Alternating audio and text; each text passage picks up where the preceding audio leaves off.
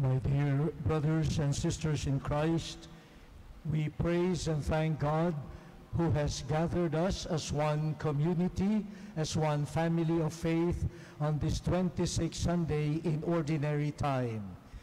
And it is good to pray also for our sisters, our nuns, so that they could perform or respond to their calling to mission generously and zealously.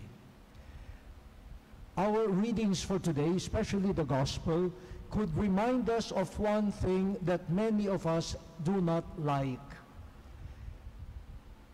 People who are fickle-minded.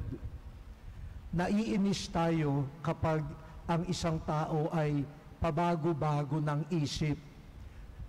Minsan sasabihin natin, ano ba talaga ang gusto mo? Magdesisyon ka nga.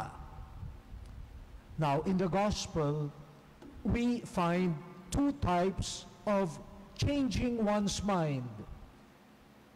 Merong katulad nung panganay na anak na sinabi sa ama, sige po, pupunta ako sa ubasan, magtatrabaho ako. Pero nagbago ang isip, hindi pumunta. Siguro yung mga anak na, saan ka pupunta? Papasok po sa eskwela. Sa kalagitnaan ng daan, nagbago ang isip. Hindi na sa eskwela pumunta. Ewan kung saan. Merong nagbabago ang isip na ang direksyon ay pamali, lalong pasama. O ang tawag nga sa unang pagbasa, they chose death. Or in the Gospel, they chose death because they chose to disobey God. Meron namang isang pagbabago ng isip katulad ng pangalawang anak. Sabi ng ama, pumunta ka sa ubasan. Sabi niya, ayoko po, ayaw kong magtrabaho. Pero biglang nagbago ang isip, siya ang pumunta, siya ang nagtrabaho. Yan yung pagbabago ng isip na positibo. Because the person realized, I made the wrong decision.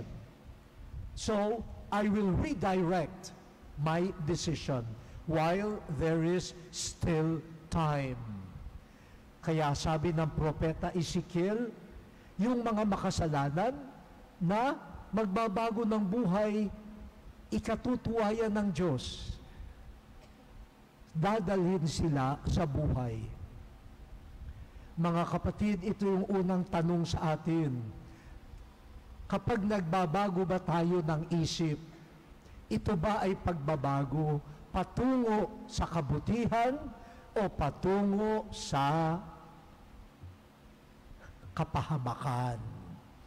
Okay lang magbago ang isip, provided it is to redirect my life towards God, towards the good. Yun. Ang ikalawa po, sino yung panganay na anak? Sino yung bunsong anak, pangalawang anak? Sa parabola ni Jesus, yung panganay na anak ay yung mga chief priests and the elders. Sila yung mga leaders and spiritual guides of the people. Parang sila yung panganay. At sino yung pangalawang anak? Ito yung mga sinners, public sinners, tax collectors, prostitutes. Bakit? Kasi itong mga chief priests and elders did not listen to John the Baptist. Nanawagan si Juan Bautista, magbagong loob kayo. Bumalik na kayo sa Diyos. Pero yung chief priests and elders, ang tingin nila sa sarili nila, wala naman kaming problema eh. Malapit na kami sa Diyos. Kami nga ang leader eh. Kami nga ang nagtuturo. Kaya hindi kami na makikinig dyan.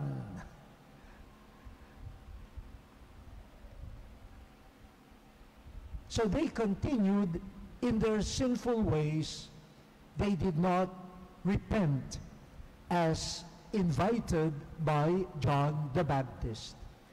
Pero yung mga tax collectors, prostitutes, yung mga makasalanan na kinaiinisan, sila yung nakinig kay Juan Bautista at sila yung nagbago. Mga kapatid, mag-iingat po tayo. Sasabihin natin, ako, nagsisimba ako linggo-linggo. Sigurado na ako, ang buhay ko, diretsyo sa Diyos. Ingat, mga kapatid. Ganyan ang pag-iisip ng mga chief priests and elders. Ang tingin nila, sila na ang magaling. Kapag ang tingin natin, tayo ay religious na, tayo ay malapit na sa simbahan, wala nang babaguhin sa atin, baka malaki ang peligro, danger, na tayo pala ang hindi sumusunod sa Diyos. Tayo yung sa salita, nagsasabi, "Oh, Diyos, pupunta kami dyan," pero hindi pala. Kaya sabi ni San Pablo sa ikalawang pagbasa, baguhin niyo ang ugali niyo, huwag magmamataas at huwag mamaliitin ang kapwa. Yan ang nakasira sa chief priests and elders. Masyadong bilib sa sarili, minamaliit yung mga tax collectors and prostitutes. Tularan daw si Kristo. Though Jesus was the Son of God, anong ginawa niya? He did not cling. Hindi siya kumapit sa kanyang dignidad bilang anak ng Diyos. Nagpakababa para tayo iligtas. Sabi ko nga, si Jesus nagmamadali na magpakababa, tayo naman nagmamadali magmataas. At yung nagmamataas, kahit ano ang sabihin ng Diyos, baka sabihin niya, "Oho, gagawin ko," pero hindi pala gagawin. Hanggang salita lamang. So my dear brothers and sisters, it is okay to change one's mind, provided it is a change towards imitation of Jesus, towards being humble, and towards obeying God's laws.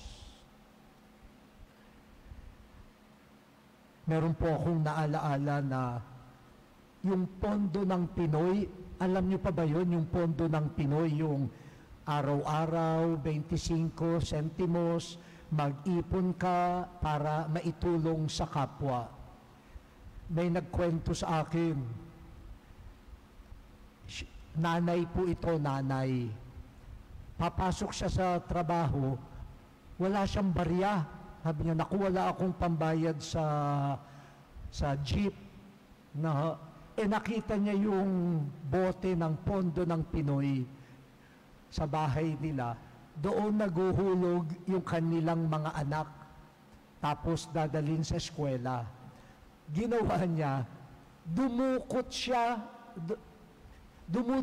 nung 25 doon sa alkansya ng pondo ng Pinoy. Aha, huling-huli nung anak.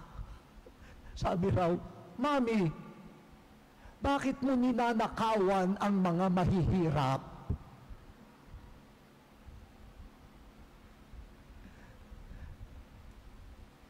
Oh, ayan. Yung nagturo sa bata, mag-ipon ka para sa mahirap, Sa bandang huli, siya ang dumudukot. Yung bata na natuto, sabi, Mami, bakit ka nagnanakaw sa mga mahihirap? Kahit tayo'y magulang, kahit tayo ay guro, kahit tayo ay may mga naabot na sa buhay pananampalataya, be humble kasi kailangan din natin conversion to always follow Jesus and to follow the will of the Father.